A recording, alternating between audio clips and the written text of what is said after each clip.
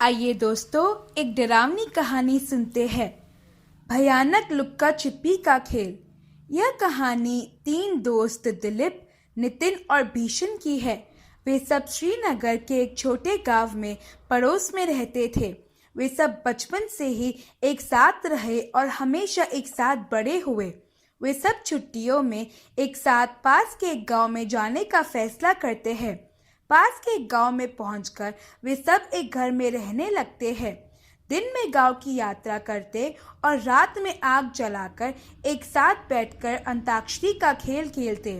वे 3 एक भूतिया महल के बारे में गांव के लोग से सुनते हैं, जहां पर कई साल पहले एक पूरे परिवार का कत्ल एक दुष्ट आत्मा ने किया था और उस परिवार की आत्माएं अभी भी वहां भटकती रहती है। इस बात पर भरोसा न करके एक दिन उस महल में जाने का फैसला वे 3 करते हैं। उस महल के सामने खड़े रहकर उस महल को देखते हैं तो वे डरावना और पुराना लग रहा था। वे 3 अंदर जाते हैं और पूरे महल में घूमना शुरू करते हैं। दिन होने के कारण महल में अच्छा प्रकाश होता है। तभी दिलीप बोलता है कि क्या तुम दोनों को यहाँ डर लग रहा है?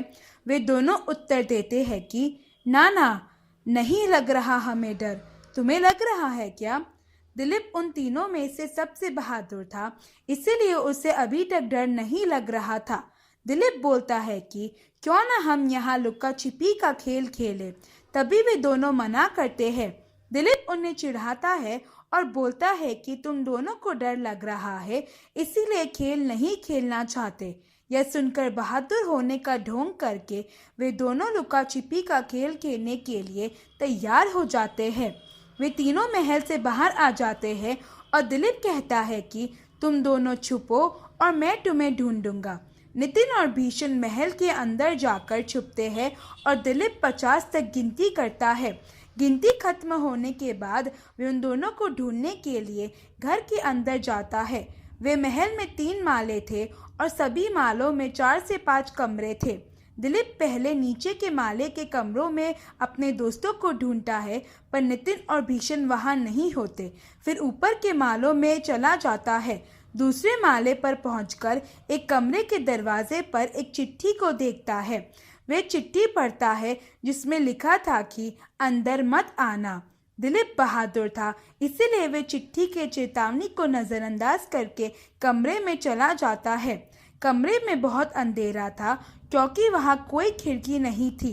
उसकी नज़र एक लाइट बल्ब और स्विच पर पड़ती है। वे बल्ब को जलाता है और कमरे को तहस नहस पाता है। दिलीप पूरे कमरे में घूमना शुरू करता है और अजीब अजीब सी तस्वीरों को पाता है।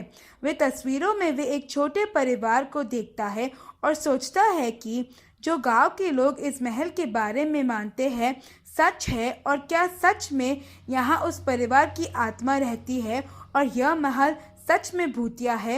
यह सोचने के बाद वे वहां एक बिस्तर के पास जाता है और एक चिट्ठी को उठाता है जिसमें लिखा था कि तुम्हें चेतावनी दी गई थी।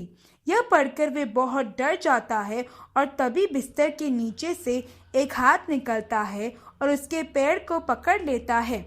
दिलीप के पैर को नीचे खींचा जाता है और उसकी नज़र जब बिस्तर के नीचे पड़ती है तो वे एक डरावने छोटे बच्चे को देखता है जो उसकी ओर ज़ोर ज़ोर से हंसना शुरू करता है और दिलीप पर हमला करने जाता है। यह देखकर दिलीप घबरा जाता है और उस बच्चे को धक्का देकर उस कमरे से बाहर निकल जाता है और नीचे के मंजिल पर पहुंचकर नितिन और भीषण को ज़ोर ज़ोर से बाहर बुलाता है। अपने दोस्त के दर्दनाक आवाज़ को सुनकर वे दोनों जल्दी बाहर आते हैं और दिलीप को घबराया हुआ देखकर उसे पूछते हैं कि तुम्हारे साथ क्या हुआ। तो दिलीप अपने साथ हुए किस्से को बोलता है। नितिन और भीषण को भी उस महल में बहुत डर लग रहा था और बेचैनी भी हो रही थी। वे दोनों तो कभी भी उस महल में नहीं खेलना चाहते थे क्योंकि वे डरपोक थे और दिलीप के सामने बहादुर होने का सिर्फ नाटक कर रहे थे। 2-3 बार उन्हें भी ऐसा महसूस हुआ कि कोई उनका पीछा कर रहा है और जमीन पर कुछ खून के निशान भी देखते हैं।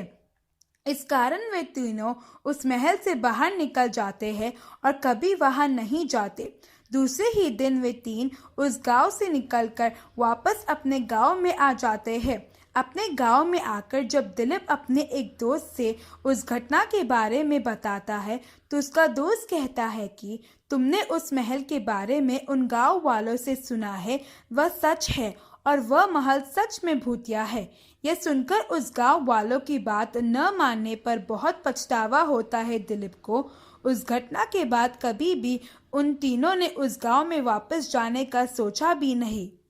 तो दोस्तों, इस कहानी से हम यह सीखते हैं कि उचित चेतावनी देने पर उसका पालन करना चाहिए, क्योंकि ऐसा न करने पर हमारा नुकसान होगा।